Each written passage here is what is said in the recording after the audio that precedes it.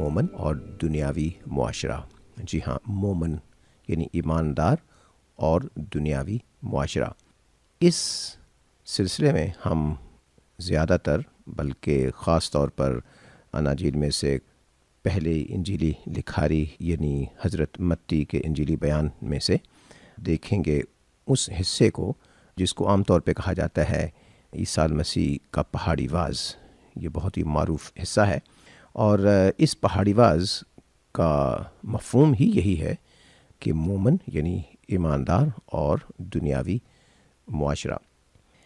اب سوال سب سے پہلے یہ اٹھتا ہے کہ یہ کہاں واقع ہے۔ اگر آپ کے پاس انجیل جلیل موجود ہے اور اس میں آپ حضرت متی کا انجیل بیان دیکھتے ہیں تو 5ویں باب کی پہلی آیت سے شروع کر کے 7ویں باب کے آخر تک یہ معروف پہاڑی واز چلتا ہے، اور خاص طور پر اس کا پہلا حصہ بہت ہی اہم ہے جسے بعض لوگ مبارک بادیوں کا حصہ بھی کہتے ہیں۔ عزیز سامعین، یہ واز یا خطبہ ہمارے منجی کی تعلیم کا سب سے زیادہ معروف حصہ ہے۔ پہاڑی واز کو ہمارے منجی کا منشور یا مینیفیسٹو کہا جا سکتا ہے، کیونکہ اس میں عیسیٰ المسیح اعلان کرتے ہیں کہ ان کے شاگردوں کو کیا بننا ہے اور کیا کرنا ہے۔ عزیز سامعین، میری نظر میں ہمارے منجی کی اس توقع کو اس طرح بہترین طریقے سے بیان کیا جا سکتا ہے کہ مومن اور دنیاوی معاشرہ، دوسرے لفظوں میں یہ کہ دنیاوی معاشرے میں رہ کر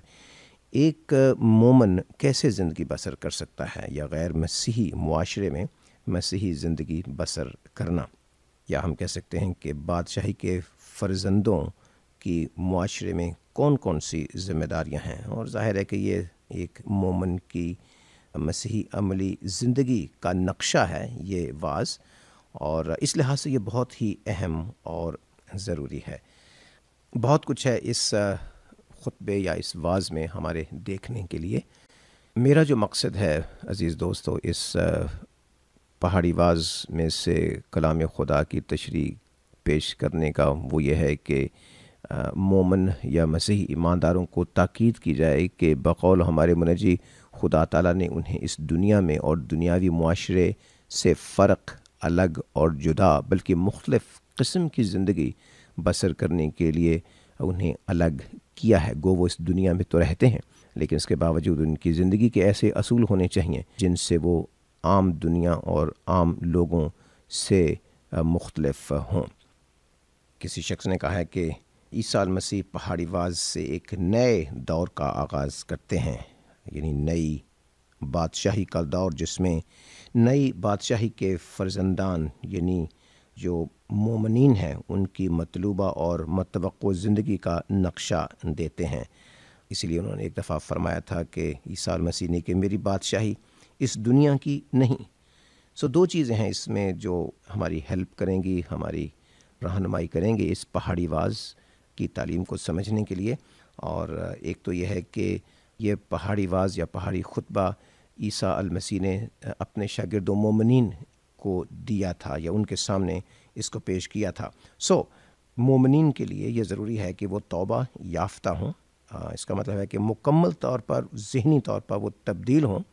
اور وہ حقیقی طور پر وہ ہیں جنہوں نے اپنے گناہوں سے توبہ کر کے عیسیٰ المسیح کے صلیبی کفارے پر ایمان لا کر ہمیشہ کی زندگی اور خوشی پائی ہے۔ اور دوسری بات یہ ہے کہ وہ فرمان بردار اور راست باز زندگی بسر کر رہے ہیں، اور وہ شخص جو اس طرح کرتا ہے اسے کہا جاتا ہے کہ وہ مومن ہے۔ پہاڑی واز یا یہ خاص خطبہ جو عیسیٰ المسیح نے ہمیں دیا ہے، جس کو انہوں نے پہلی دفعہ تقریباً 2000 برس پہلے فلسطین کے ملک میں لوگوں کے سامنے دیا تھا، جو الہام کے ذریعے سے اب ہمارے پاس موجود ہے، یہ بنیادی طور پر مومنین کے لیے ہے کہ ان کو کس قسم کے اصولات کی روشنی میں چلنا ہے۔ اور جیسے میں نے گزارش کی ہے کہ اس کا نفس مضمون ہے اس پہاڑی واز کا، اس خطبے کا، وہ یہ ہے کہ انہیں دنیا اور معاشرے سے فرق اور مختلف قسم کے اصولوں کے مطابق چلنا ہے، اور وہ اصول ایسے ہیں جو عیسیٰ المسیح نے الکتاب یعنی کتاب مقدس بائبل میں دیے ہیں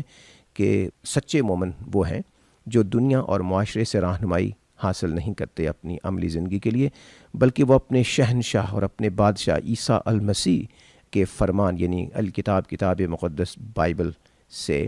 ہدایات اور رہنمائی لیتے ہیں۔ اسی واعظ یا خطبے کے یعنی متی کی انجیل کے 6 باب کی 8ویں آیت میں جو لفظ لکھے ہیں، میں سمجھتا ہوں وہ پورے واعظ یا خطبے کی چابی ہیں۔ وہاں عیسیٰ مسیح کہتے ہیں کہ پس ان کی مانند نہ بنو۔ کن کی مانند؟ وہ لوگ، وہ رشتہ دار جو کلمۃ عیسیٰ مسیح کے کلام کے مطابق نہیں چلتے، تم ان کے مطابق نہ چلو، بلکہ صرف عیسیٰ مسیح کے کلام اور اس کے فرمان کے مطابق جو الکتاب کتاب مقدس بائبل میں پائے جاتے ہیں۔ عزیز سامعین، پہاڑی واعظ یا پہاڑی خطبہ جو عیسیٰ مسیح نے پہاڑ پر چڑھ کر سنایا تاکہ سارے لوگ سن سکیں، اس لیے کہ اس کی ضرورت ہے، اس وقت بھی ضرورت تھی اور آج اس کی سخت ضرورت ہے۔